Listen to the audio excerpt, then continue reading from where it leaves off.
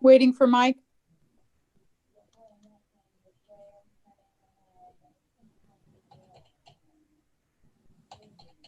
Hey, Gail.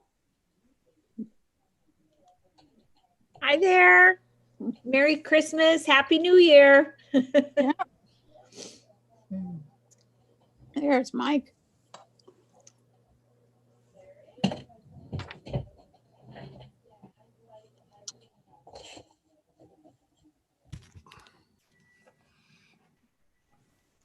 Showing waiting another minute.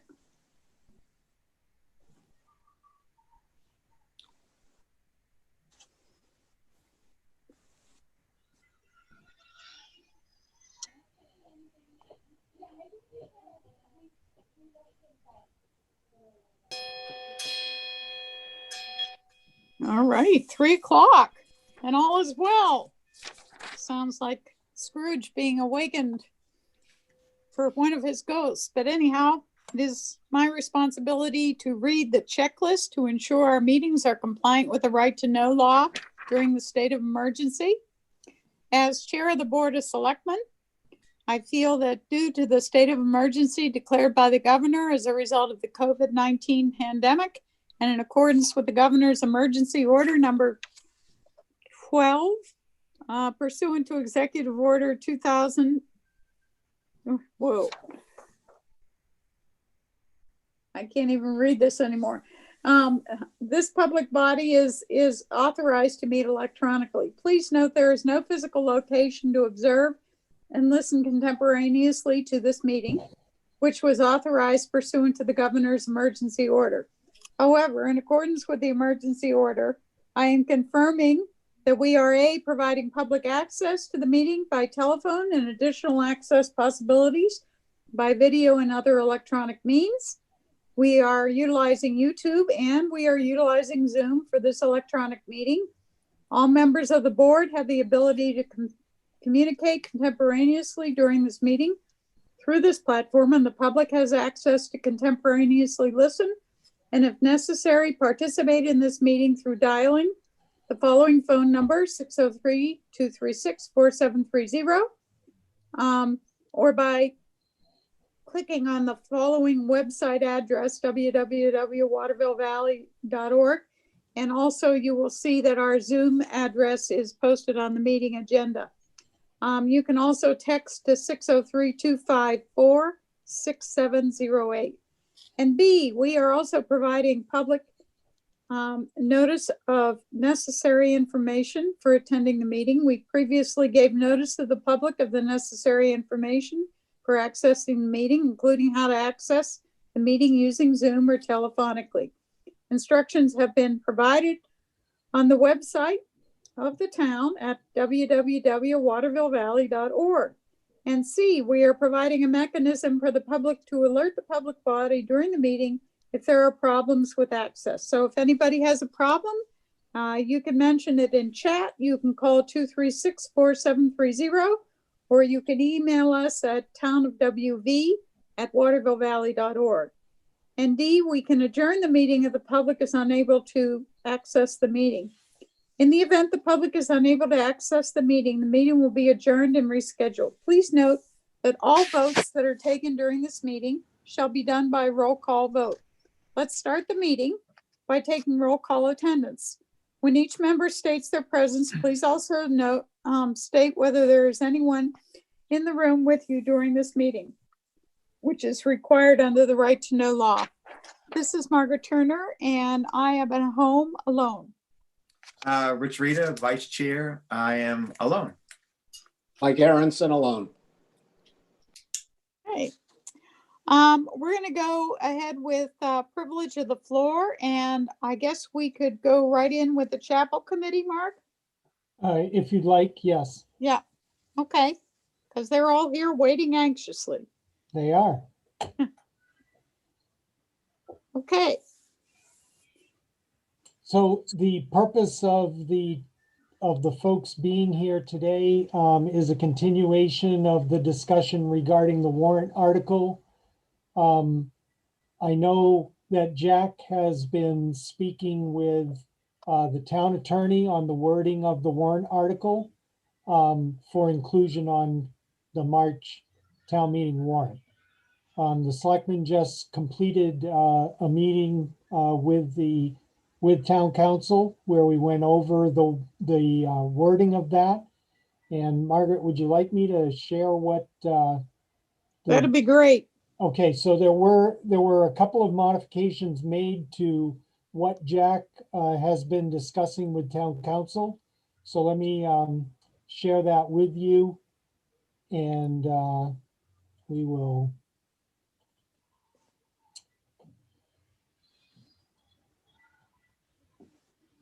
Let me get this. There you go. So this is the modified wording. Basically, there are two differences, Jack, between what you were talking with Joe Driscoll about and this wording. And that is this section right here about at or above fair market value at the time of sale has been added. And then a limitation on this authority for 1 year, okay, from the date of approval. So those, other than that, it's the wording that you were talking to Joe about. Well, let me say first, I enjoyed talking to Joe, and as the board will recall, there'd been a couple of meetings with Bertie and Tom, and I was at one of them, and we were talking about a couple of different things. One was a lease and also with an option to buy. And I think in talking with Joe, we really boiled it down to what the chapel committee wants, and that is a right to have a legal right to that property if we chose to buy it, so to speak. And the language that Joe had sent, I circulated, and it was agreed upon. There is concern about at or above fair market value. I did not get approval of the board for that, of those on the board, and I don't know who else is present here for that phrase. Right, and these are two phrases that were added based on the discussion. So I understand that you had not, that this is the first time you're seeing this, but this is based on the discussion that we just had with town council. This is what we would propose back on the warrant article. Right, I understand that, and let me say, Joe Driscoll and I had talked about that phrase, and in the conversation, couple of conversations, that was not going to be part of the document. So, is there anybody else? Is there anybody else here? If I could ask, that's from the board of directors of the chapel committee.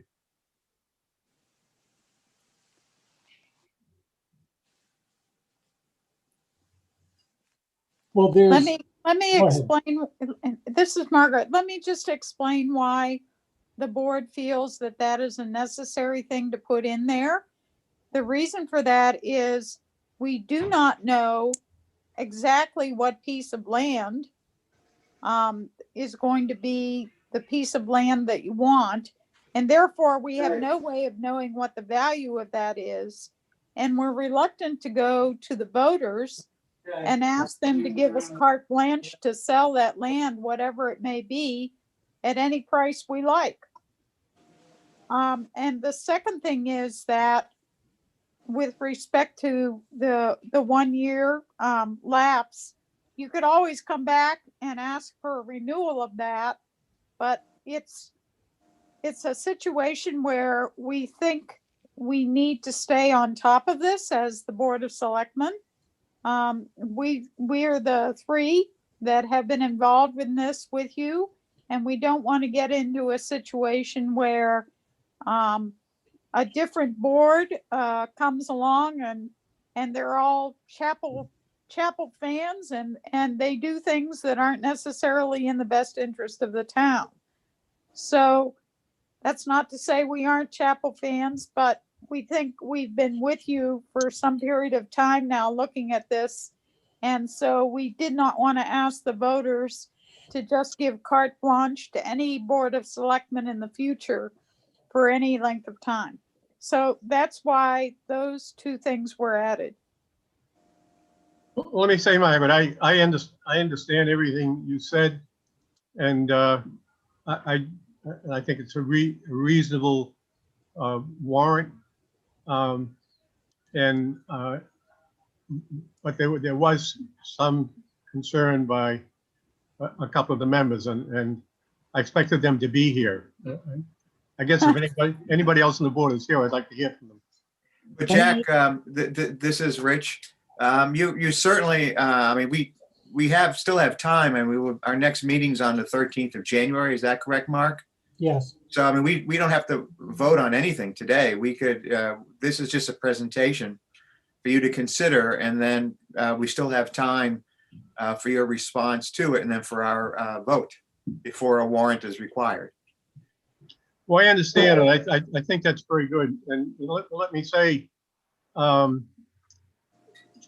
fair market value might, concern some. The fact of the matter is it's a landlocked piece of land, and fair market value may not be a large number, but I think I would want to be sure that we have full board approval on that. Let me say, I think this is an excellent approach on the article. It's very straightforward, plain speaking, not a lot of conditions, and really put forward in a New Hampshire fashion. So we appreciate that. We also appreciate the support of this board on the chapel from the beginning. And Jack, I think the other thing to point out, like you just said, is there are conditions that are not addressed in this warrant article that would be part of the negotiations, right? So you still have to seek approval from the planning board for development of the property, site plan review, that sort of thing. So you still have to meet all of the requisite land use Right. matters, right? Right. But we don't see it being necessary that they be a part of this warrant article. That can be done between the board and the chapel committee, but it's still going to be part of the entire process. Yeah. Okay. Yeah. This is Terry Roper here, Jack. I don't know if you can see me. Oh, very good. No, I can now. I can see you. Oh, okay. No, I was just had a couple of questions. So as far as the fair market value, when it comes to that point, who would decide what the fair market value would be? Would you get an assessor in there, or would it be somebody from the town? Or We would, I can't, just in my first thought would be to just use our assessing agent. Mhm. And come up with a value and have them present that to the board and have a discussion about it. Is there any time frame to determine how large that lot is going to be, the exact acreage? We did have the board did have the areas surveyed Yes, at that. I do have that number of 0.803 from Eric.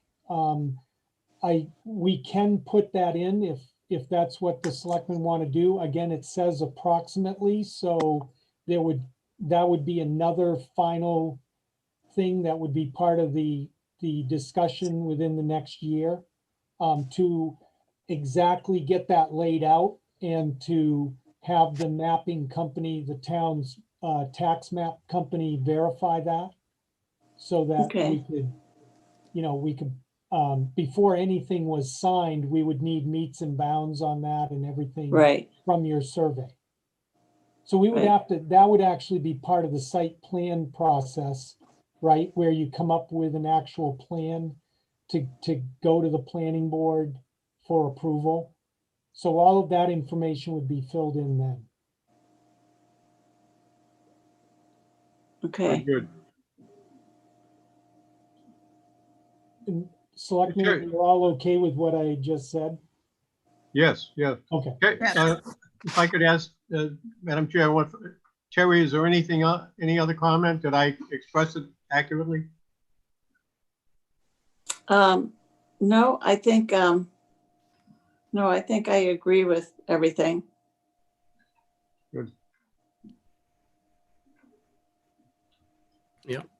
Well, I we'll, agree. we will discuss with the rest of the board the language, which I say was approved without the fair market value item, but we certainly understand that. And Okay, I'll send you a copy of this, Jack, so that you can take it to the board. good, thank you very much, appreciate it. And again, appreciate the work of the board. Thanks, Jack. Thank you. Thanks. Thank you. Thanks. Happy New Year, all. Happy New Year. Hope for a better new year. Okay, is there any other privilege of the floor we should be dealing with right now? Mark? Well, actually, do you want to move down? It's under calendar review, but while we have Marilyn and Gail here, would you like to talk about the timing of town meeting? Yes, and- absolutely. Absolutely. Let's do that. Okay, take it away, Mark. Okay, so the question for today is on the timing of town meeting. Gail, well, actually both Marilyn and Gail, I provided you with copies of the amended NHMA guidance on the conduct of town meeting. The selectmen have reviewed that information and had a discussion with town council about the conduct of the meeting. The provisions of House Bill 1129, which was the new legislation on the conduct of a drive-up voting portion for the deliberative, in place of the deliberative session, has several new requirements in it. And there are also several possible outcomes resulting from that, because the very first question you have to put on that ballot is whether or not the voter agrees with conducting town meeting using the drive-up method of voting. If the answer to that question from just a majority, a simple majority of the voters is no, we don't agree with it, then the town has only one option. The town or the school district, because these rules apply to both entities, right? The only recourse that you have is to hold an in-person meeting before September 1st of 2021, and that is only to vote on the operating budget for either the town or the school district. There are several things that the town is planning to have on the town warrant that are bonded warrant articles, special warrant articles. Those things, if this majority vote said no to conducting the drive-up voting, those would all be gone. So the way the board is planning right now, and we do have to ask bond counsel to make sure that we meet all of the legal requirements for the bonded warrant articles. The way we're leaning right now is to conduct our regular budget and bond hearings on February 3rd, the first Wednesday of February, just as we normally do. We will do those virtually if bond counsel agrees. But the town attorney says that it's okay for us to do them virtually. We will do those virtually. And then we will produce the regular warrant with a plan to meet for the official ballot, the ballot voting for zoning amendments and town officers and school district officers on the second Tuesday of March, on March 9th. And then we will convene a deliberative session on March 9th, but we will immediately adjourn it to a date and time certain. Right now, tentatively, maybe April, first Saturday in April or something like that, when we can probably have better weather. We will determine what that date is before March 9th. We won't spring it on everybody on that day. But we will adjourn it to that date and time certain, and we will conduct an in-person regular deliberative session for town meeting. Probably outside in a tent. Probably outdoors, socially distanced, masked, whatever the requirements are at that time.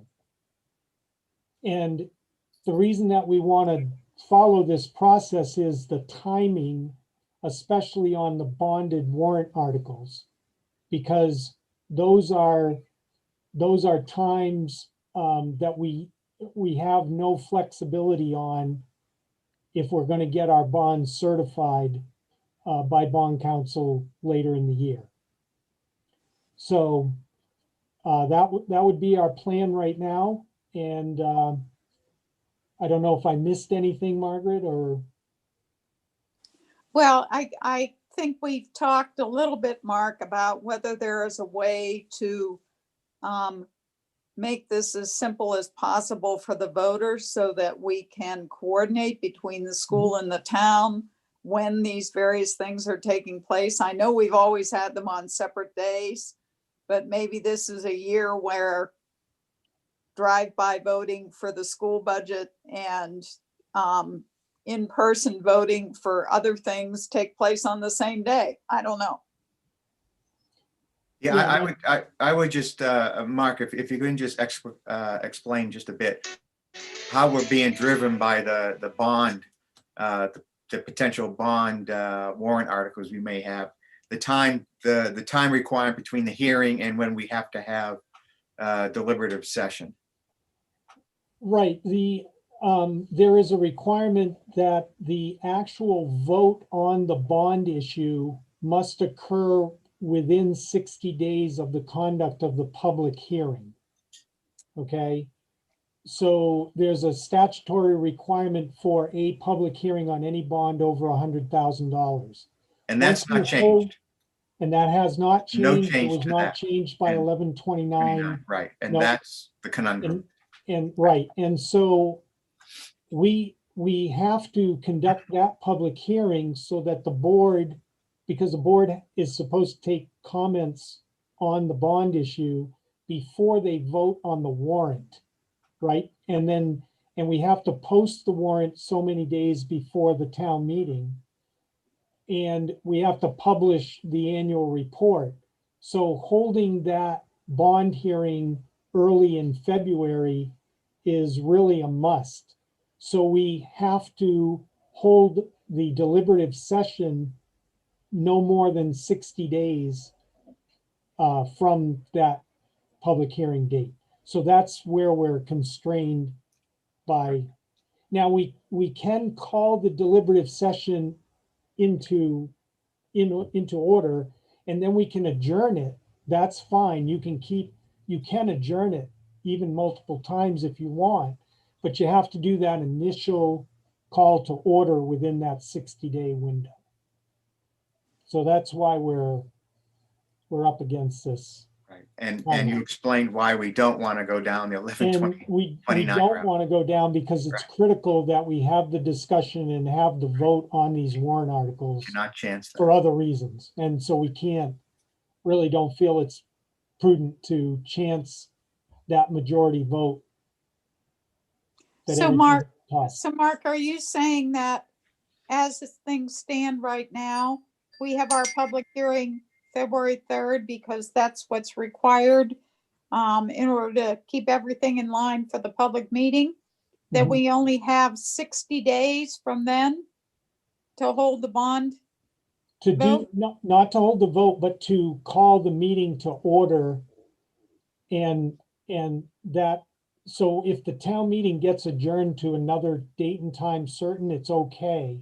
But that initial call to order has to be within 60 days.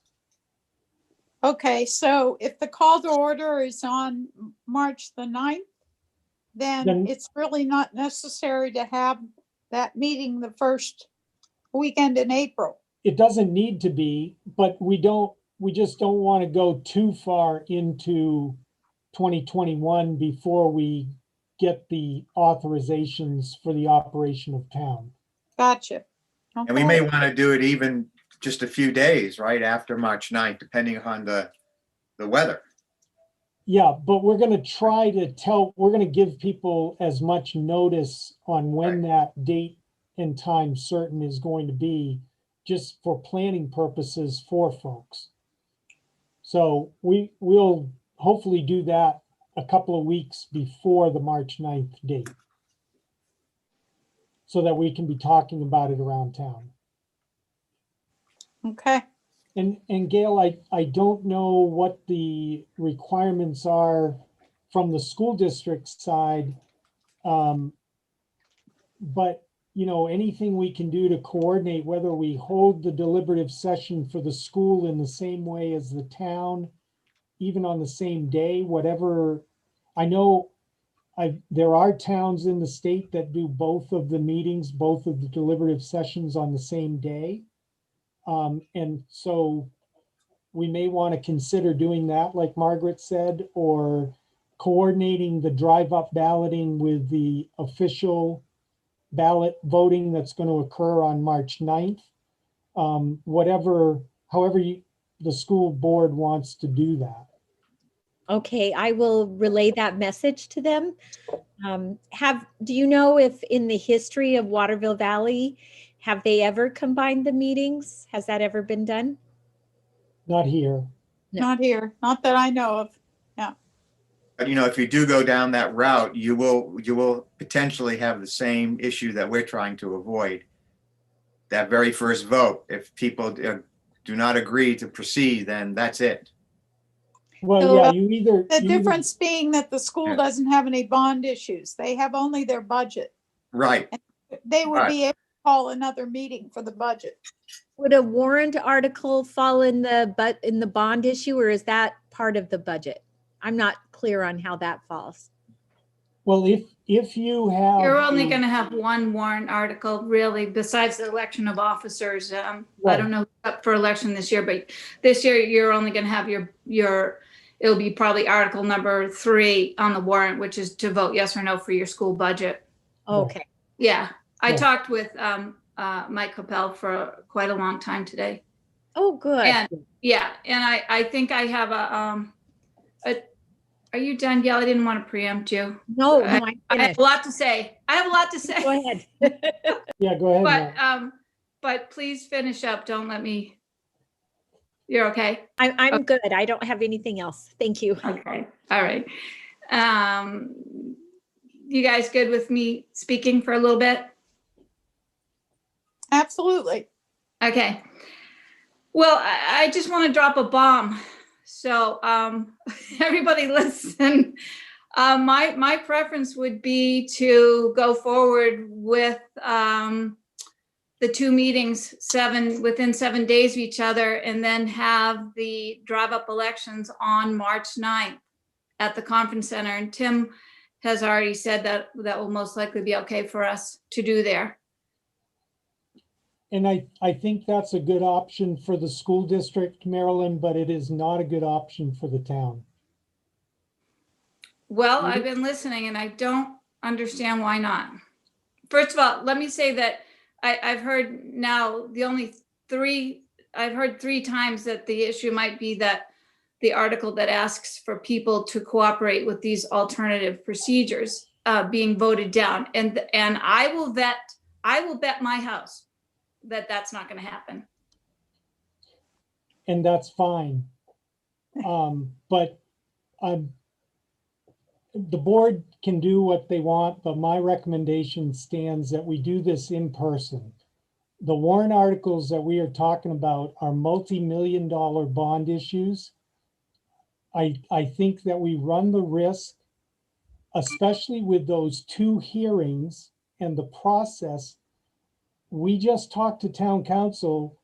There is no public input during, well, it's up for debate whether or not there is public hearing or public input allowed during the 2 informational meetings. Okay. It's not up for debate. It's up for us to decide. I've read and reread HB 1129 several Well, times. town- Town council differs with you, and I so- can read you the quote. It's up to us to decide for those 2 meetings if you want to allow conversation. And I say, absolutely, we should. Well, I'm just telling you what the board has been told by town council. Okay, and town council, and correct me if I'm wrong, Selectman, but he says that, yes, that is what the steps say.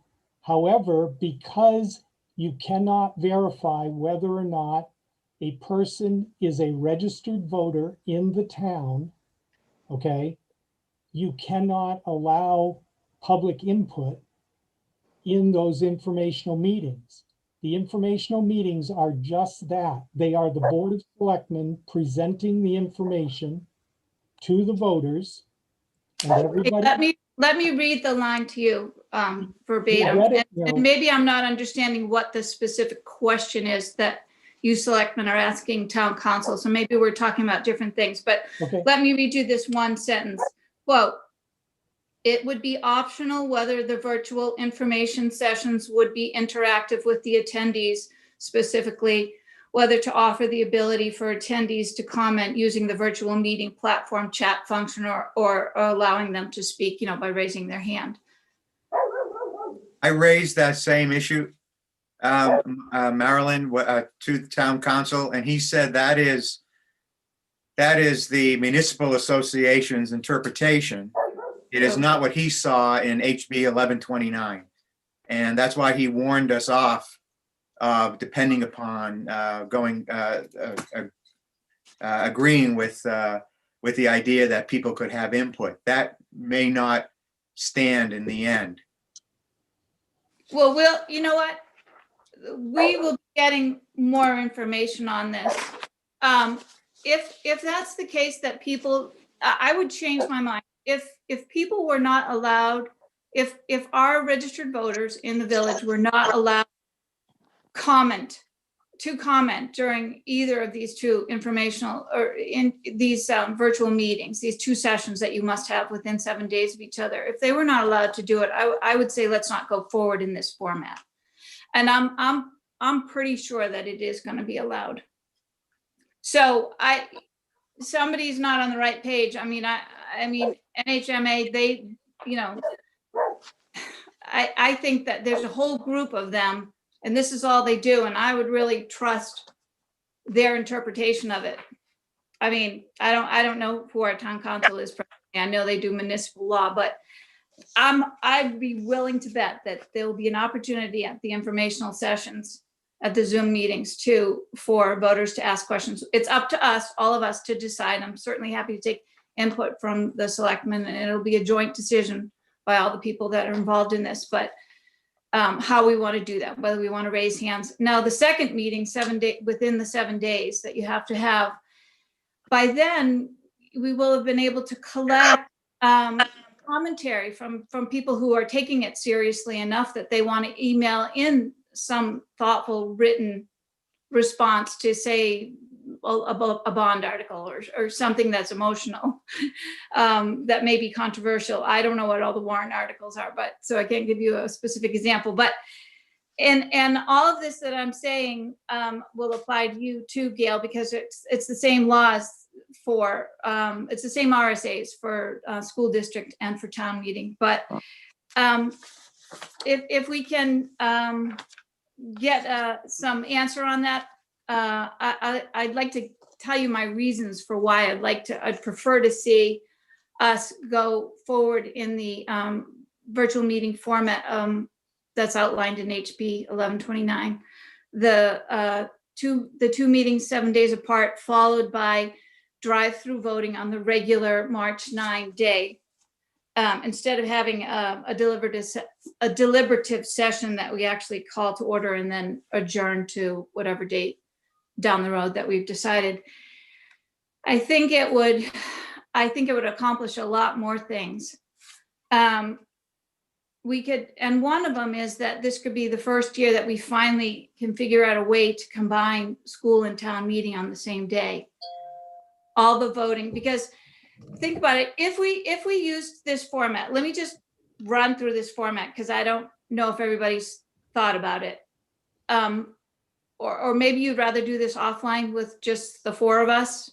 I mean, I don't know how much time you want to take up talking. We can talk about it. Before you go on though, let me just express one other concern that we have. Mm-hmm. When we have public hearings, and maybe we'll have more this year, but usually we have 10 or 15 people show up. We have over 400 voters in this town now. The issues that we have to address are complex.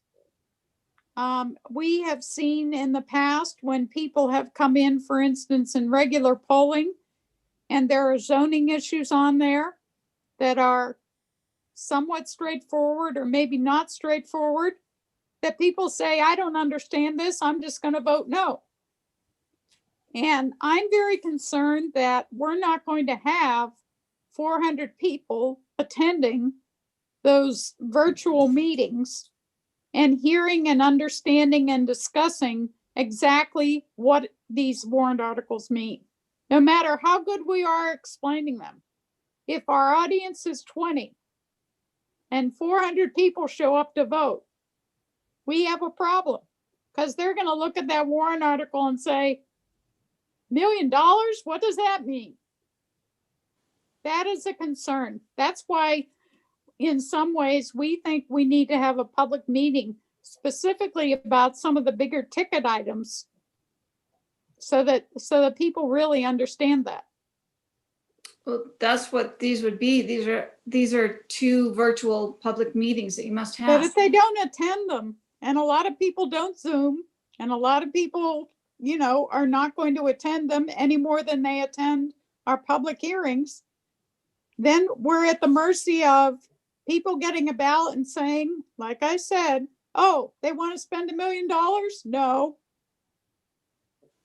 So That's me. Right. So you're saying that they would not have attended either of the informational sessions, but yet do the drive-through voting and vote down the bond issue or the budget. Right. The Right. Yeah. That's a concern. I hear you on that. We get a lot. I mean, when we have our deliberative session, at least in the past, we usually get about 100 voters, particularly if there were some big ticket items there. We now have 400 voters in town. We'll do our best to keep everybody informed, but having them understand through 2 virtual meetings and getting something sent to their homes, I don't think that's going to work very well. That's why we want to have our meeting with the people so that we can ask questions and go back and forth. And I agree with you, Margaret. I share the same concern, and I'd also add it could work against us the other way. What happens if we have 200-300 people show up virtually? It'd be a nightmare to run something like that, with people wanting to talk if that is allowed. Why? I mean, we have our state moderators session with the Secretary of State and the Attorney General. There's 200 or 300 of us, and it's all orderly. It's a Zoom meeting. People raise their hands, they ask questions, they parse through the questions. In this case, where you have the 2 meetings 7 days apart, you have a chance to look at the comments that people have sent in, at least people who are thoughtful and have attended meeting number one, they now have an opportunity to write down their comments so that you can look at them and incorporate them in this final warrant that you bring to the second meeting. But the second meeting, correct me if I'm wrong, Marilyn, the second meeting is just a discussion by the 3 selectmen on whether or not they are based on the comments that were collected over the 7 days. They are going to amend the articles if they so Or choose. not. Yeah. As they see fit, not as the Right, public see fit. not- It gives the not as the selectmen public way see too much fit. power in this. 3 of them And- do.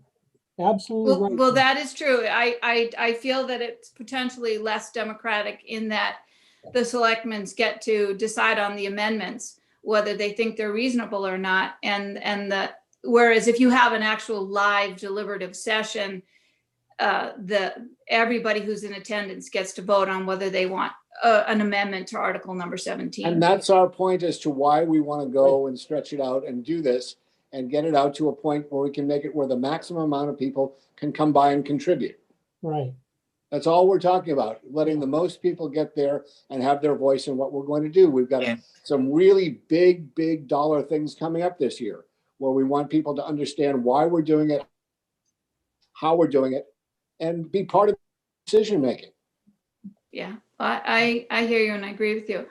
I think that if we do good publicity, that we can get people to come to those 2 meetings. But I feel that you guys already made up your mind without having all the facts in front of you and looking at the alternative approach to do the 2 virtual meetings followed by drive-through voting on the day of March 9th. I think having talked also with school board that, you're asking an awful lot of all the election officials because we may have to go through 2 completely different formats in order to fulfill the requirements for the annual school district. Not only is there whatever the issues are for town, but they're looking for a 25% increase to the school budget. That's a big number. And they've got to get that done before April because the teacher school contracts have to be in place. So they don't really have time to postpone their meeting too far. But it would be an opportunity to have all 4 ballots take place on March 9th. And so, yes, the question is the presumption, Margaret, is whether people are going to be educated on what they're voting for. Are they going to have had the information? Have they sat through the 2 Zoom meetings? Let me also say that, yes, even though there's 400 registered voters now, 400 and more than that in the town, this is town meeting. This is not a federal election like we had in November where you have a high turnout. If we have on a normal year, Margaret's correct, around 100 people come and attend the deliberative session. I mean, maybe we'll have 125 or 150 this year. I mean, we haven't doubled our voting. But Marilyn, we don't know that. We are trying to make this the opportunity for everyone who wants to be informed and participate to be a participant in this. We don't know who's going to show up. I think if we're looking at an evening in March where people have to drive and there's snow on the ground, we might have nobody. But if we have the wherewithal to put this off and get a tent and get the whole town involved and let the people really discuss these issues and the questions they have, we're going to have a better informed and a much greater consensus of to where, as a town, we want to be, not just how the selectman or Mark wants the town to go. It's how the people who live here want it to be. Right. You said a bunch of things that are incorrect, but I didn't want to interrupt you. But let me just say that the voting would be open 11 to 7 by law. That's the least number of hours that we can have. So if we had to postpone the actual voting due to a blizzard, I mean, that could also take place if we had it on April 3rd. I mean, we would do that. But they have those 8 hours to come drive through and put in. Remember, they would have 4 ballots that they would be putting in if we went ahead with March 8th. They'd have the 2 official ballots, which are basically just election of officials, and also for town, it would be amendments, zoning amendments. But then the rest of the ballots, the other two ballots would be what we'd call an alternative ballot, like we would do secret ballots during our deliberative session. So they would just have to have a written ballot for the rest of the articles on the No, warrant. actually, Marilyn, the bond warrant articles would also be separate ballots, so they'd have a total of 6 ballots. Because there's going to be at least 2 warrant articles for bonds. So each one of the bonded warrant articles would also be a separate ballot with separate ballot boxes. That's already been. Not when you're open for 8 hours driving through, because you've Yes. already satisfied the, Okay, they will be separate ballot boxes, or bond council will not certify the votes. We've already been told that by bond council.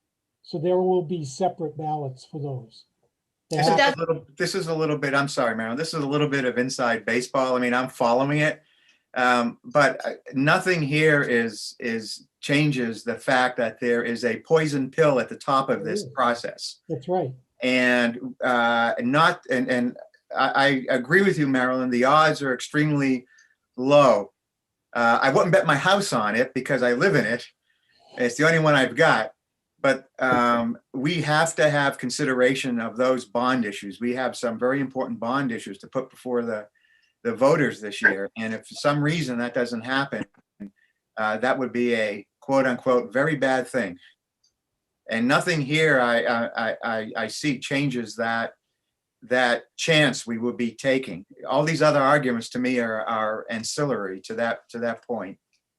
so what you're referring to is if the townspeople voted down the article asking for alternative procedures? Yes, agreeing to the 1129 procedure Yeah. to move forward. Yeah, I Yes. keep hearing that as an argument, and I totally see that Oh. as an argument.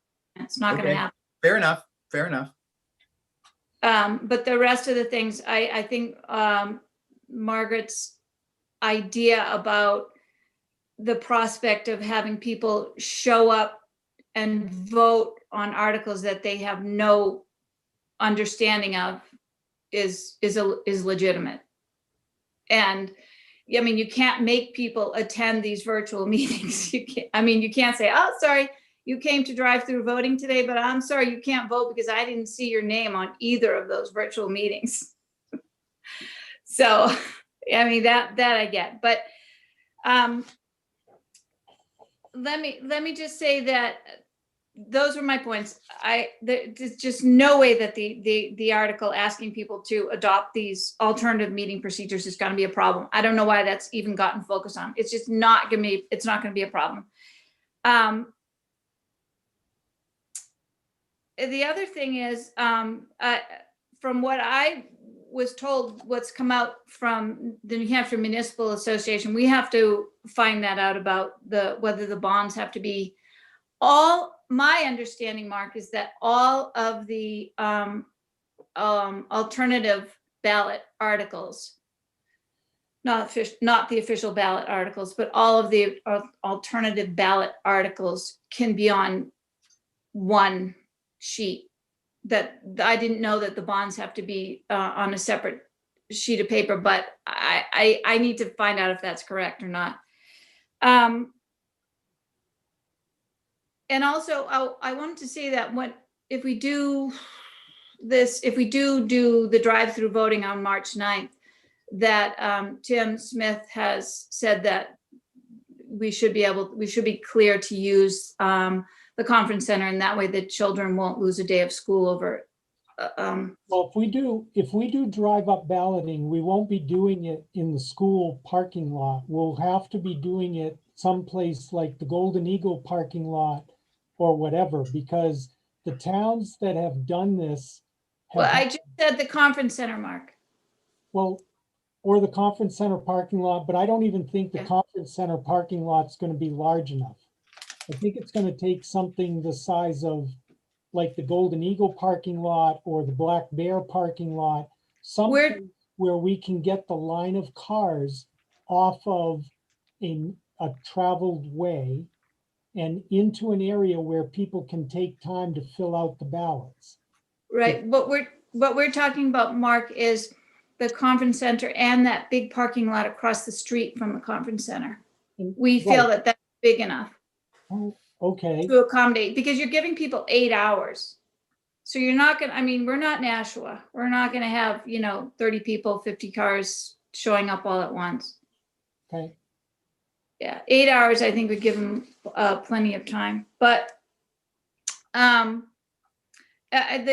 second format of postponing the town meeting or the school meeting is going to be difficult for school, maybe not as difficult for town.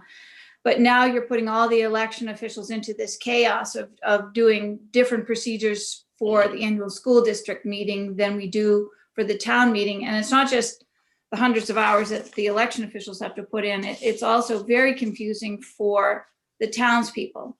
So if we could use the same format for school and for town, it would really make things easier for everybody to understand. But it's going to have to do with good publicity, before these virtual meetings take place, because you're not only asking people to go to 2 virtual meetings which would replace the deliberative session. They have to go to 2 meetings which would replace the school district public session, because they have to follow the same HB 1129. The annual school district meeting has to run exactly the same way, follow the same RSAs. So you're asking them to go, but the flip side of that, Margaret, is maybe it would be easier for them to attend if they know that Sunday night at 6:30 we're going to start session 1, and then the following Sunday night at 6:30 we're going to do session 2, and then the following Tuesday they have 8 hours to drive through and vote on what they learned. I mean, I think those people, and it's always the same people in town who would introduce an amendment or have something significant to say on these potentially contentious articles that may come up. And you'll have all that information. You'll have 7 days to think about it and process it and decide whether you want to incorporate it or not into the final proposed warrant that we bring to the second virtual meeting. But I think this is a pretty cooperative town. And I think those people that really have an issue with an article or want to introduce an amendment will participate in these virtual meetings if they're well publicized. But it would give us Marilyn, you keep saying that there are 2 virtual meetings that people participate in. There are not. There's only one. There's only one that they maybe can participate in. We'll clarify that, Mark. That's not my understanding. Marilyn, the second meeting is not it's a public meeting in that people can watch, but it is just a discussion by the selectmen about whether or not to amend the warrants. There is no public input at that second meeting. Okay, I don't know, Mark. I'll clarify that. There's definitely a difference of opinion on this. They can put their thoughts in at the first meeting and during the 7 days following the first meeting, and that still gives them plenty of time.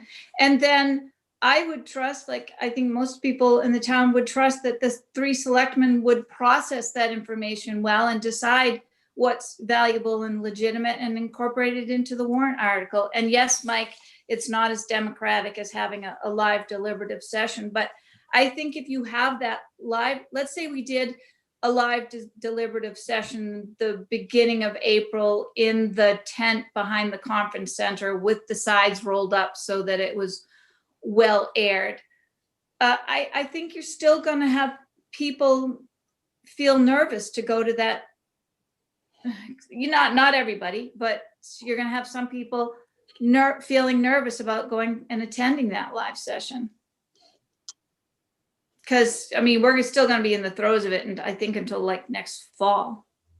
I think I think we all know that, unless you're in a nursing home or an essential worker. So there's pros and cons, but I really would like to maybe take the 3 selectmen and the 4 of us talk together offline, and maybe Mark, I don't know who, but I feel like I'm taking up a lot of other people's time here trying to make this push for the 2 meetings followed by the regular March 9th voting. Oh, and also, I don't know how much this is gonna matter, but if you push it off till April, I'm gone April and May. And I had Bill Larson lined up, but he just can't do it now. So I'm sure we could find somebody that would be willing to step in and moderate. But with all the things going on, it's really not a good time to bring somebody in. I mean, my plan, even when Bill agreed to do it, was to sit there and to cue him and to be right there, but to throw somebody into the fire without any, I just don't know if I can find somebody to do that in good conscience. I would have to, somebody else would have to do it. So that's another problem. Let me also say that if we do have a meeting, let's say it's, or the first week of April in some place that outside that we think is safe.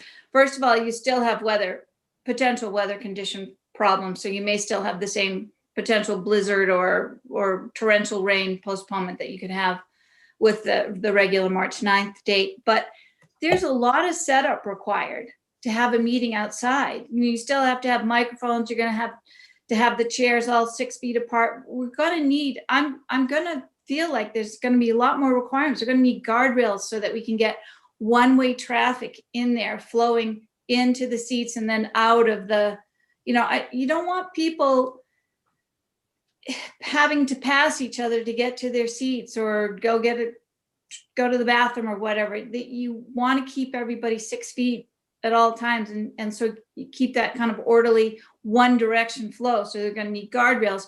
You're going to need a lot of people from the town. It's going to cost the town a lot of money to have the I don't know what you call it, maintenance, janitorial, whoever would do all the setup.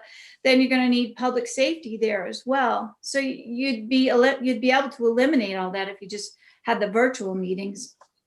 I don't know how much that matters, and there's a lot of election officials that have to be there. Even if you have a really small participation, you still have to have the same number of election officials. And I don't know if you guys have thought all that through. We would need the same number of election officials, but it wouldn't be compounded with having to deal with regular voting and school voting on the same day. So this would be a separate event. It would be a separate event from everything else that is happening on March 9th, whatever that may be. So, and with respect to setting up for, people to attend a meeting, as somebody who attended a wedding this summer, the resort knows how to do this. I think we can probably do it. I mean, basically the resort set up all their chairs outside with 2 chairs together and everybody 10 to 12 feet apart on the 2 chairs. It was not that complex a thing, and they had a very successful wedding this summer. So I think with respect to the logistics, we can definitely figure it out for an outside venue. And again, I am very concerned that there are complex special warrant and other expensive articles on the town warrant that are not going to receive the amount of explanation they need in 2 virtual meetings that are potentially poorly attended, even if you advertise them up the kazoo. I mean, we look how many people are at today's meeting. Okay. We have selectmen's meeting every other, twice a month. And our normal attendance is the department heads and us. And people say, well, I don't know what's going on around town. Well, okay, why don't you come to a selectmen meeting? Nope, they don't come. And we would love to have more people at these meetings. But I don't think, even when we were holding them in person, there were not that many people showed up. I am just really coming down on the fact that we need to have a democratic process and discussion live for the warrant that we have in front of us. And, we have some issues, obviously, if you're not going to be available, Marilyn, that we're going to have to deal with. But we can work our way through that and figure it out. So. Okay, I think it's a stretch to compare a selectmen's meeting to an annual town meeting. I think the participation will be totally different. Well, that's true. And it normally is. But I'm just saying to you that we have these virtual meetings, which are easy to attend twice a month, and we have very little attendance at them. And so if you think that 2 virtual meetings are going to bring out a very large crowd, I don't know. But what Yeah. I do know is that if we have a meeting in person and we set it up properly, and people know that their opinions are going to be heard and that everybody is going to hear them, that makes a lot more sense to me.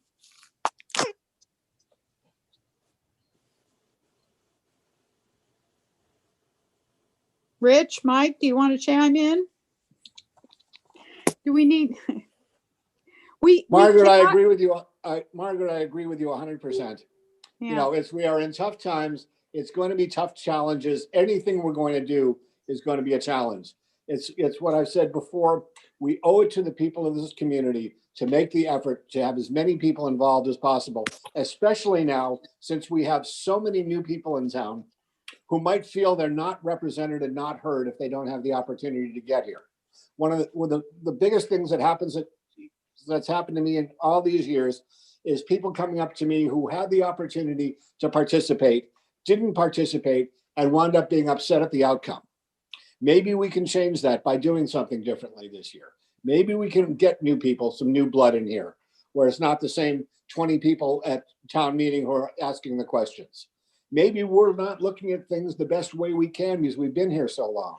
Let's get new people involved and let's keep the doors as wide open as possible and keep the path swept as clean as possible so there's no obstruction for people who come here who want to become part of this community and contribute. Let them have that opportunity. You're leaving the door wide open by having these 2 public meetings virtually. You're having 2 The problem, instead. Marilyn, the problem with the second public meeting is the public meeting is any changes are at the discretion of the Board of Selectmen. And we might not even be able to pick up on someone's nuance as how they're perceiving something by just getting an email from somebody. Where if you're in a room, people feel there's a synergy in our town meeting that's exceptional. And in New England, it's part of the thing here. The synergy that happens when someone takes an idea and the idea gets molded and changed and the idea gets pushed around until it's the best for the majority. And I don't think you're going to get that with emails and things like that. Yeah, I don't agree. All right, so I think we spent enough time on this for today. If we need to have another meeting, it actually has to be publicly announced if we're all going to be participating.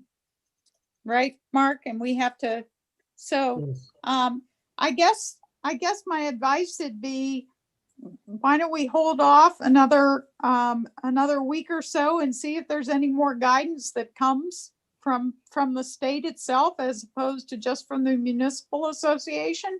And then, we can talk again.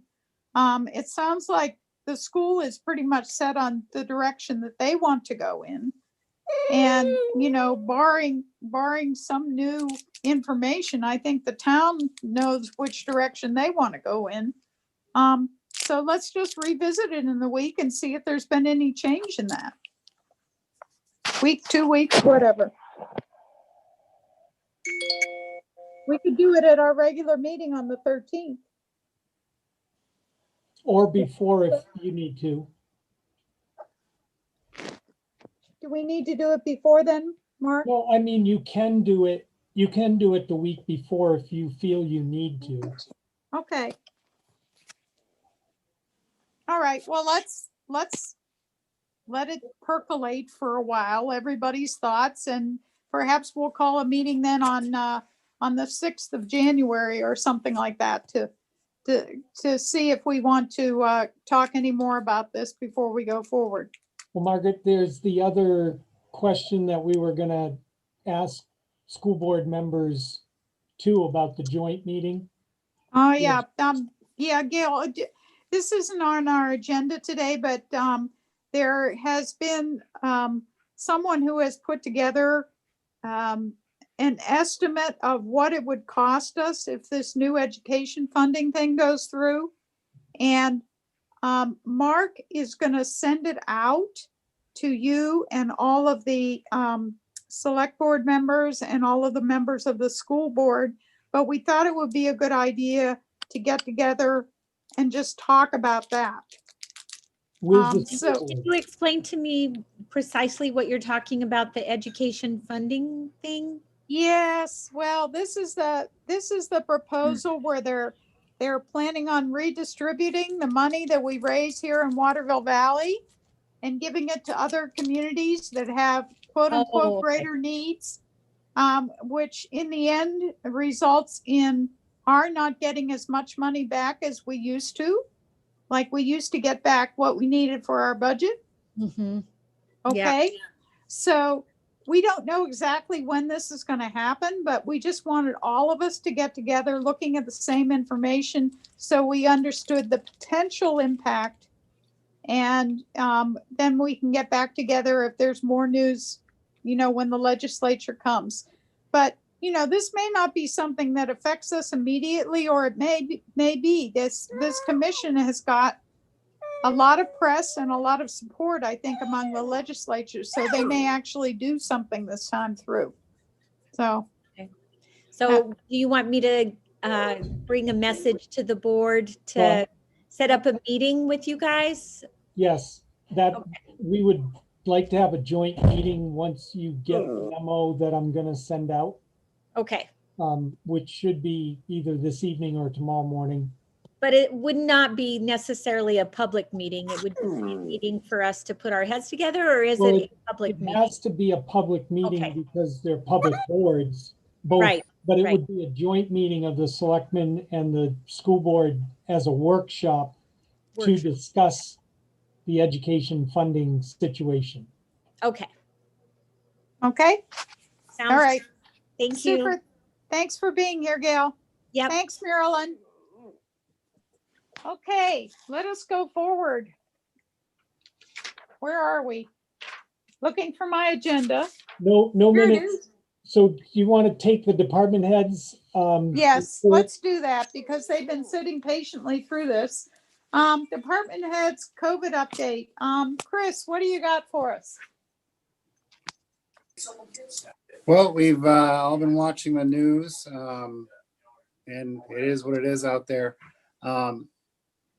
With COVID more prevalent in our community, I guess there's been some questions about testing, COVID testing.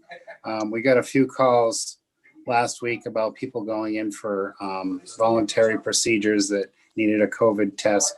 There's some people traveling that need a COVID test, et cetera. So Spear Memorial Hospital, on their website, you can make an appointment for a COVID test. And also MedCheck, the urgent care at Hatch Plaza in Plymouth, also does COVID tests. I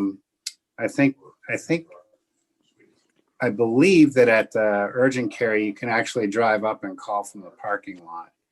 And they are PCR tests, although Spear does do a rapid test as well. So it's your choice. But if anybody's looking to get a test, that's where to do it locally. But that's like 3 or 4 days turnaround. For a PCR test. For the rapid, Fear. Right. For a rapid test, they'll give it to you in 30 minutes, the result. Okay, But it's an antigen test. It's not a PCR test. right. We have members of our department have started getting their vaccines. There's four members that have gotten their vaccine already, the first round. And we continue to test our members weekly. And so far, we've run almost 50 separate tests. And we've had no positive results. So we got to, knock on wood, we've done well keeping it under control with our members, and hopefully that continues. And then as far as our activity this week, it's, a typical, well, it's not typical, but it's a vacation week. So we're kind of in reactionary mode instead of being real proactive. We're out patrolling and everything, but we try to make ourselves available for emergencies more so than normal. We have extra people on where we kind of put off some of the proactive stuff that we do during the shoulder season for this week. So other than that, I don't have anything unless anyone has any questions. Hey, Chris, what about the testing that is open to the public at the conference center on Saturdays? Yeah, I'm not real familiar with that. That's news to me, actually. Okay, so what's going on is that the Black and Blue Trail Smashers, the Academy, I guess, is connected with this group because there are so many of them that have to come in from Massachusetts, and they are supposed to have a PCR test when they come back, or they have to quarantine for 14 days. So for a fee, and I don't know exactly what the fee is, you can go and get a test. It's $90. $90. Okay, but you can go on, just a minute. Just a minute. Yes, you need to get down. Thank you. You can go and get a test. It's not this weekend, I don't think, but It will be this coming weekend. It wasn't last weekend. it wasn't Right. last weekend. So Mike, where can they go to get more information? Is there I some way think that we could? BBTS is the one sponsoring it, and you need to make a reservation because they Okay. only do, I think, 150 tests on Saturday. Right. They do them on Saturday. You have your result on Sunday. And there was information on the waterville.com website too. That's where I saw it. Okay. So just want to make people aware of that. And if there's some way that we can get that information from the academy, or do a link or something, Chris, that people can check on in case somebody needs to do a test and get a rapid result. That's one way they may be able to do it. Sure. Okay. Who else do we have out there? I don't see anybody from rec. We have Jim. Jim, how's it going? Oh, not too bad. It's kind of busy here because we had 3 inches of rain, which kind of on top of the increased flows into the wastewater treatment plant, and being down one person, it's kind of stressing us out a little bit, as I'm sure Dylan can attest to. We finally got the chemical feed pumps delivered for well number 2, so we're working to get that back online. And the shrouds on the lights that were installed on the new walking path or trail have been installed. So hopefully everybody is pleased with the results. Did I everybody, hear Snowy Owl is pleased. did everybody get the pictures that I, I went and Yep. saw them in person this morning, but I hear Snowy Owl is pleased, right? Yeah. They're happy now? well, yeah, it's the Snowsbrook condos. Snowsbrook condo, sorry. Hey, Jim, you said you got the machine, the parts in for well 2. Is well 2 online now? Not as we speak, and it probably won't be, but in an emergency, I think. Well, won't be is not a good answer. Won't be until when? We are going to have to schedule someone to come in because those pumps have to be synchronized with the valve that opens and closes as the well kicks on and off. Yeah. We're gonna either have to have an electrician or someone that like the company that serviced that valve come in and take care of that for us. So are we looking a week, 2 weeks, a month? Yeah, I'm gonna say I'm gonna put it out there for 2 weeks, but I don't know for sure as we speak. Okay. Other than that, I'm liking the weather. I know the mountain isn't, but it's good for the crew because we're a little short-handed. What's, I bet. okay, never mind. All right. Dylan, Hi. So basically, Jim summed up what I had to say. Just wanted to add that in terms of the flows that we're getting in, it's tracking right along with 18 and 19 within a couple percent anyway. So it's on paper anyways, it looks like a typical year. You wouldn't think there's anything different, even though the mountain's down to where they have capacity currently for ticket sales. So, I mean, there's a lot of people in town, and the sustained flows on a week's basis anyways, I haven't seen anything going back. I've tried to go back a few years, back to 2016, and the sustained flows I haven't seen over 200,000 as consistently as we have had this year. So the people that are here have been here for going on a week now, whereas typically they come up for the weekends and you see the very high flows and then it drops back off. So there's definitely a lot of people staying in town, but that's all I have. okay. All right, Mark, I don't remember seeing minutes in the No. No, packet. no Okay. minutes till the next meeting. I'm not going crazy then. You're not going Okay. crazy. All right. Financial reports. You want to talk to us about end of year balances and capital project? Yep, the packets have a report, the expenditure and revenue report. No major changes there. You also received a 2020 budget expenditure as of 12/29.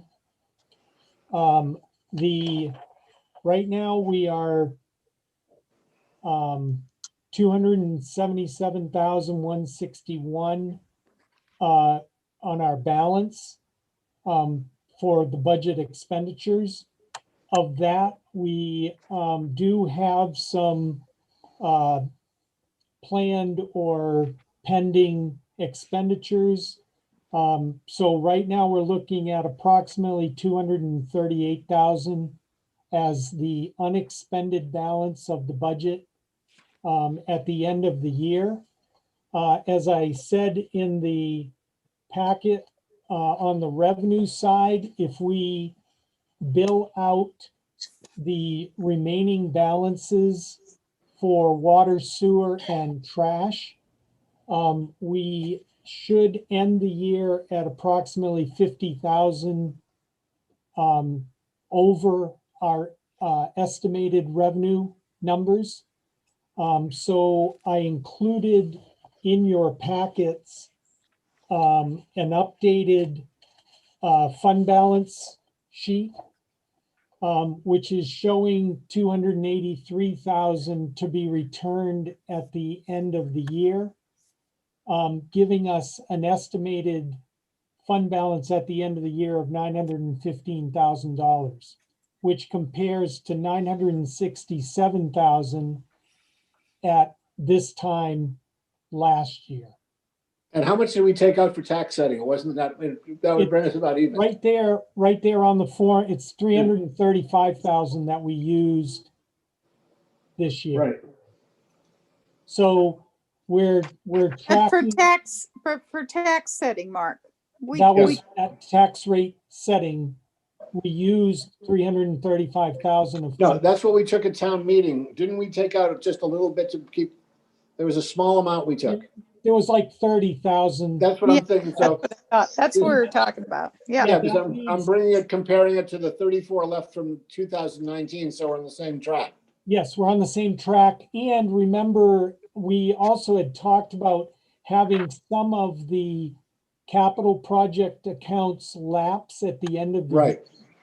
We did not, we got to this $283,000 without lapsing any of the capital Right. accounts. So we still can make some decisions in January about doing that.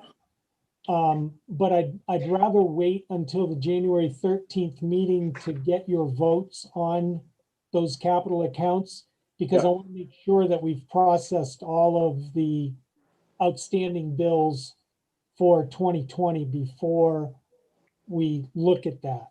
But there, you do have some flexibility to lapse some of those accounts to build up the fund balance amount at 12/31/20. Okay. Okay. All right.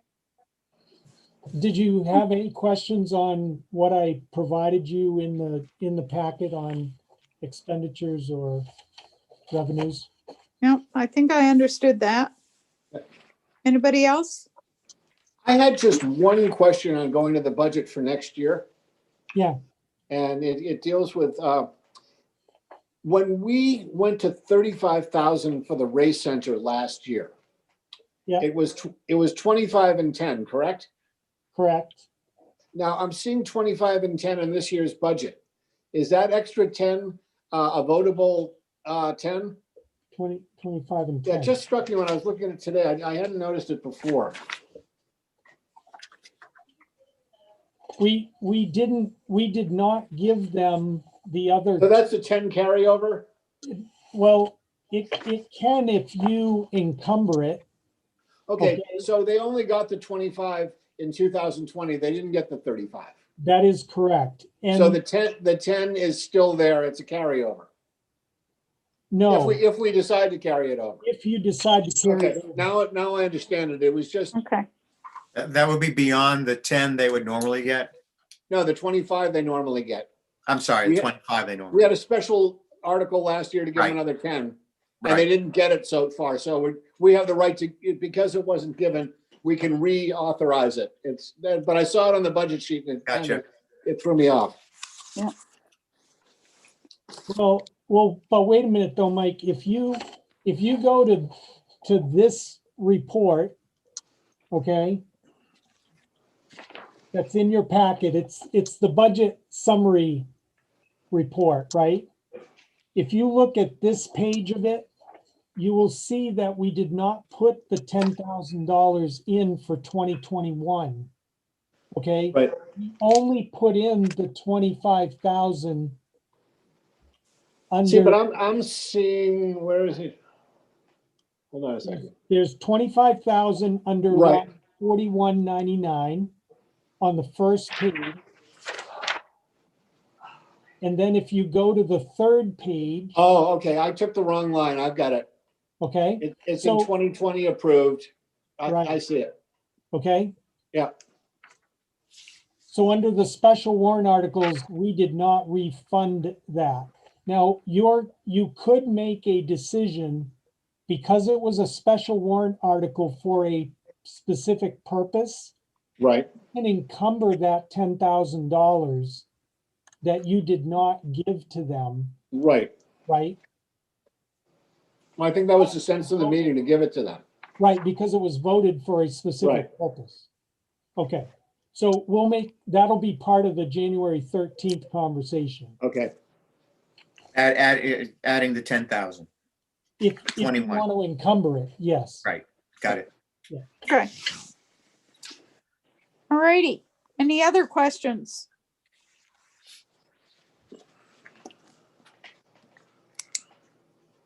So does that take care of 8B, Margaret, with the 2021 Yep, budget that review. takes care of 4 and 8B.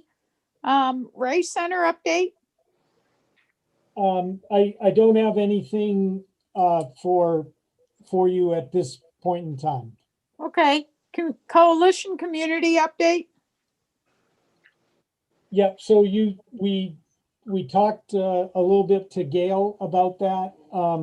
The biggest thing is that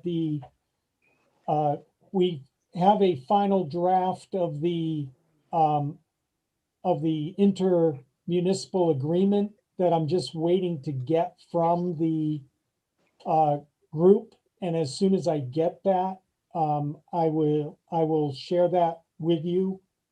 And then we can consider whether or not we're going to place a warrant article on the town meeting warrant to see if the town wants you to enter that intermunicipal agreement.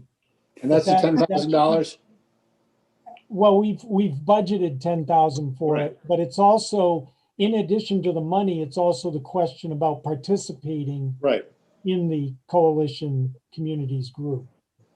And Mark, Um, did I read that report correctly that the number of donor towns is going from 70 to 167? No, it's going from 33 to 73. There'll be 160 some odd receiver towns. Oh, okay. Okay. Yeah. So So- they're more than doubling the number of donor towns. Yes, Yeah. Okay. and And I some of will, the receiver towns get big money. yeah. So Yeah. you'll see, Mike and Rich, I will provide you with the updated spreadsheet from the coalition communities. And I really encourage the board to have that joint meeting with the school board because I just, this is gonna be a big issue for the town.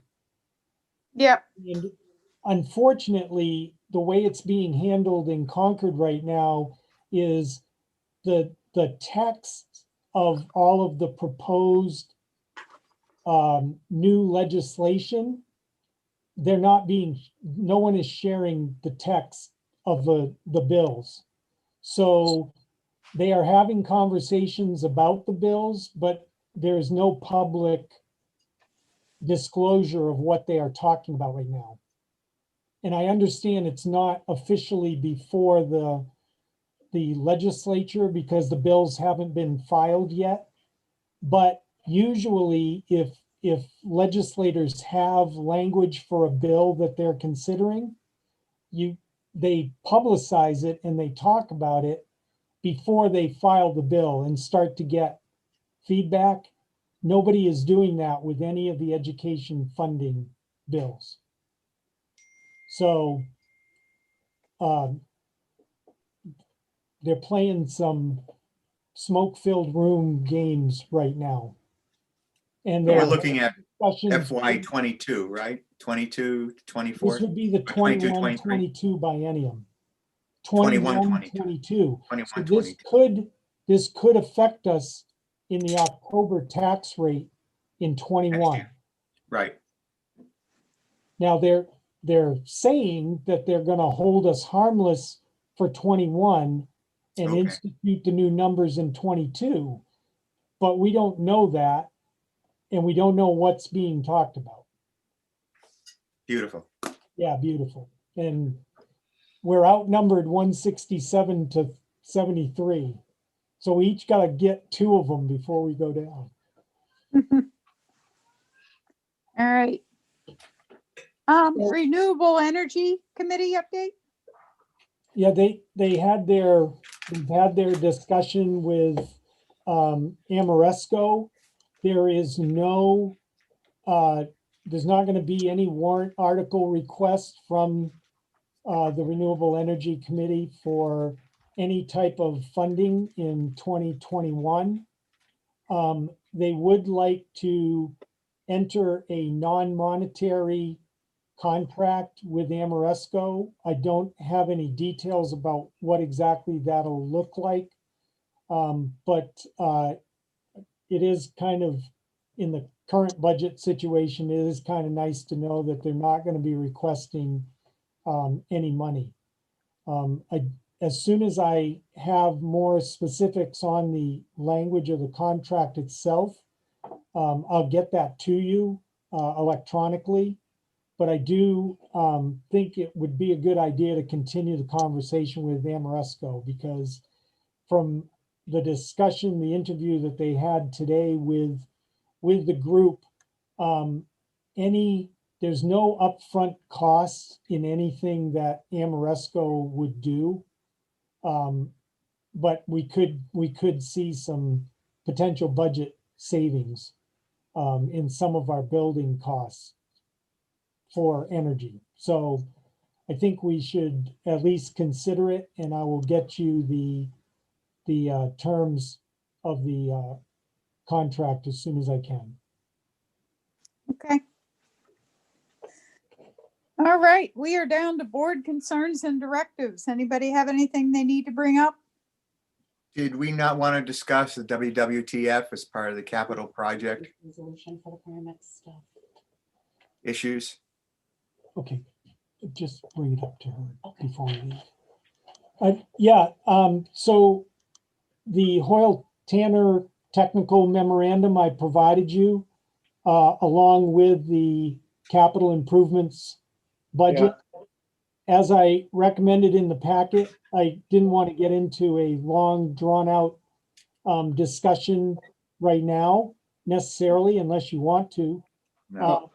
But I do think that it's important either Monday or Tuesday next week to have a meeting that is dedicated specifically to discussing this, given the size of the project and the obvious financial impacts that the CIP that I provided you have in it right now. Yeah. Now, can we have that meeting with the people from Hoyle Tanner? If you want them to be Oh, there. definitely. I took the time. I was home today and I read that whole thing. And I have a basic grasp of it. And that's about all I'm going to get, is a basic grasp of this, without someone who knows what is going on walking me through the steps and the variables that are involved with it. You know, they did an amazing job of writing down to my level on this. But still, there are just a million questions to deal with when we're dealing with so much money. Yeah, and Joe, I'm sure would love to do that, but I would like to point out that Dylan has experience with the plants that they're talking about. Or maybe I can come up and talk to Dylan for a little bit sometime this week. I really think that, you know, we should have Dylan go through with you. Yeah. Get some specific questions, and if the engineers can't, if Dylan can't answer your questions, okay, bring the engineers in. I just think that, you know, Dylan's done a great job explaining it to me, bringing it down to my level. And he has some thoughts as well in our conversations that he's brought up, some thoughts about other things that we might be able to do. Yeah, good. So I'd like to have that meeting as soon as we can. And, you know, Monday, if you guys are available, I'll send you out some possible times. Okay. And maybe we could do it Monday afternoon, because I got a coalition community meeting at 11, and I could give you an update on what happens there. And then we can go over the technical memo. And you have to post that meeting too. Yes, I will have to post that meeting, and that'll be a Zoom meeting for anyone who's on. But we're basically, we're kind of talking in gibberish here, I'm sure, for some people, but we received a technical memorandum from our engineering firm on the wastewater treatment plant project. And it has recommendations in it that are going to be integrated, that are going to need to be integrated into the capital improvements program. And that is part of what we've been talking about, Marilyn, with the bond issues that we're going to be facing in the next 3 years. So there'll be a detailed discussion about this because the memorandum's like 14 pages long and is called a technical memo for a reason because there is a lot of detail in it. So we'll be doing that probably Monday afternoon. And also, people should know that what has brought this on is that we have a wastewater treatment plant that is over 40 years old. I believe that's correct. It's That's over correct. 40 years old. 6. And things have changed a lot in the last 40 years. And the EPA is now saying that we have to do certain things in order to comply with what current thinking is on how to treat wastewater.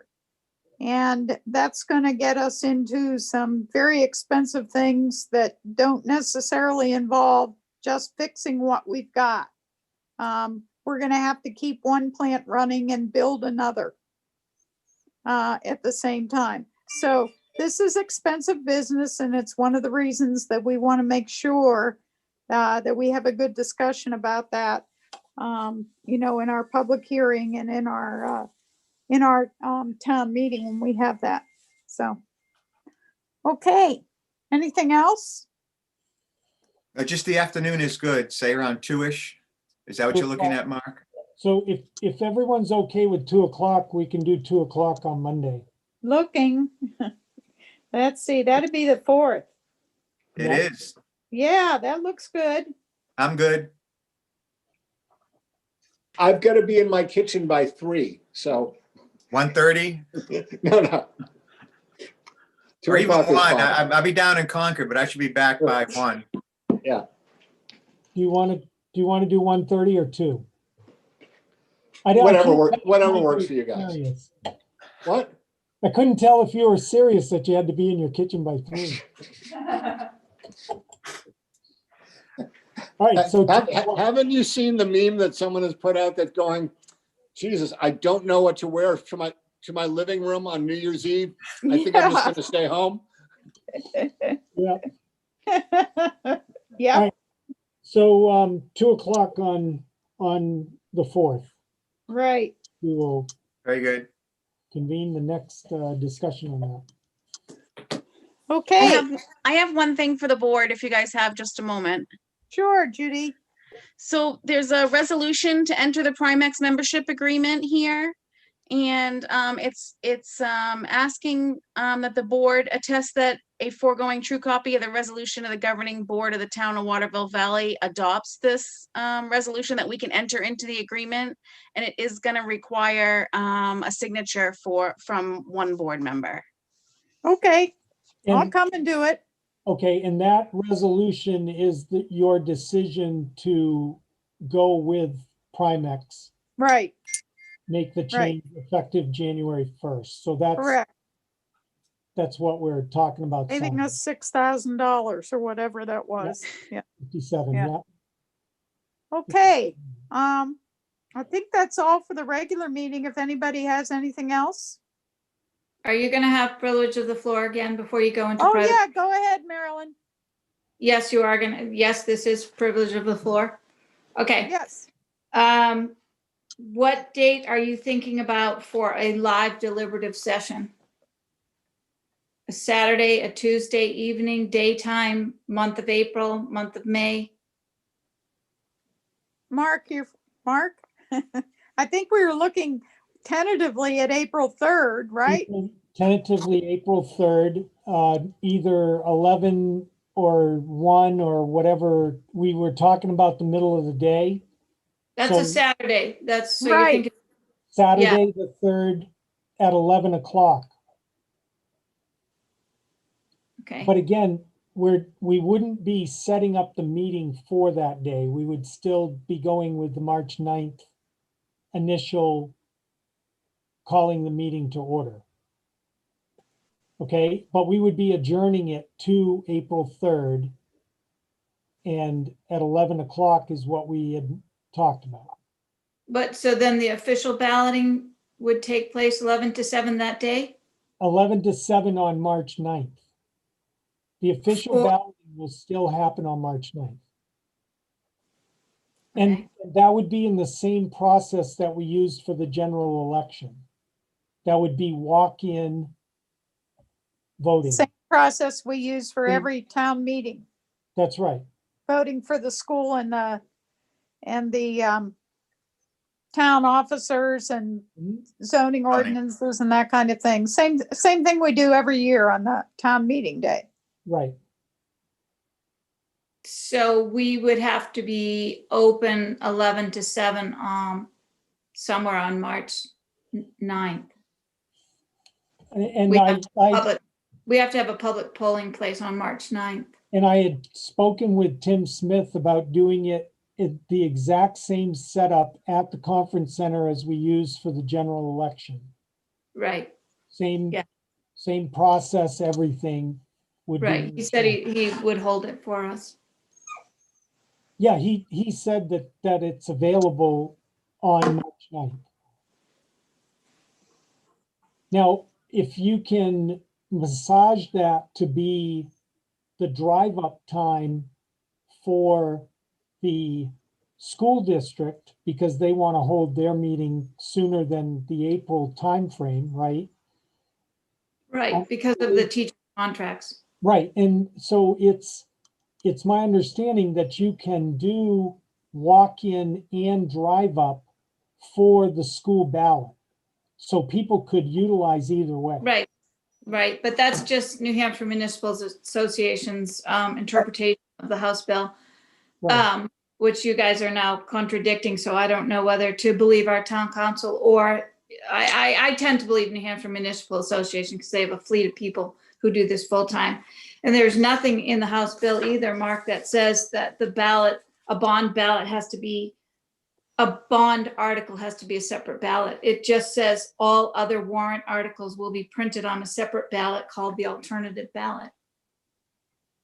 So there wouldn't be 6 ballots. There would only be the usual, the 2 official ballots, one for school, one for town, which is just the election of officers and zoning amendments. And then the alternative ballot, which would be the things that we normally vote at in the live deliberative session. They'd be on a written ballot, kind of like you would do for a secret ballot, but there'd only be 4 of them. There wouldn't be. Okay.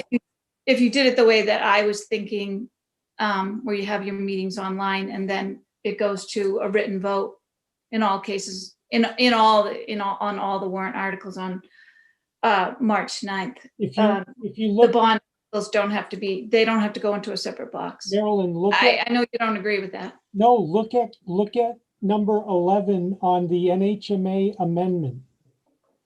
Amended guidance, number 11. In a traditional town meeting town or school district, bond articles should be printed on a ballot or ballots separate from the official ballot and from the alternative ballot. And a separate ballot box or boxes must be used for each bond vote. That comes from the NHMA. Yeah, but well, we can talk about it offline. Yeah. It's not worth taking up your time. Okay. All right. Well, if we don't have anything else, all right, Marilyn has left. We're going to go into non-public. We have several things that we need to discuss in non-public today. So can I have a motion to go into non-public? This is Rich. I'll make that motion. And thank you, Reggie, for hanging out, and Terry Roper for hanging out with us through all Hey, this. John Yeah. Messina. Is John? Oh, sorry, John. I didn't see you. Thank We you. only saw the J. The You guys big get day. one? I will second Jim- Rich's motion. This is Jim, I need Margaret. you to hang in there, So please. we're going